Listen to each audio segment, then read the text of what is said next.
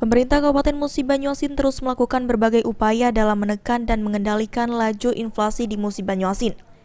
Disampaikan oleh PJ Bupati Musi Banyuasin Apriyadi Mahmud, pemerintah Kabupaten Musi Banyuasin rutin menggelar operasi pasar, gerakan pasar murah, serta membagikan beras gratis kepada 35.000 kepala keluarga di setiap bulan.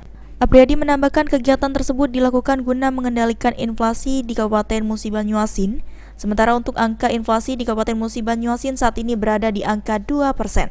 Nah, khusus untuk inflasi, karena rapat inflasi ini kan setiap minggu dilaksanakan disupervisi oleh pemerintah pusat, maka kami juga setiap minggu melakukan kegiatan. Salah satu yang kami lakukan adalah pertama membagikan beras gratis dari Bappenas.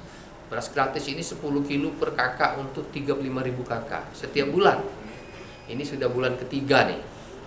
Kemudian ada lagi namanya operasi pasar. Operasi pasar itu adalah menjual beras bersama-sama dengan Bulog. Harganya itu harga subsidi. Misalnya 1 kilo itu cuma 10.400, bahkan 9.800. Begitu juga dengan ada lagi namanya gerakan pangan murah. Itu juga kita lakukan. Eki Saputra, PAL TV.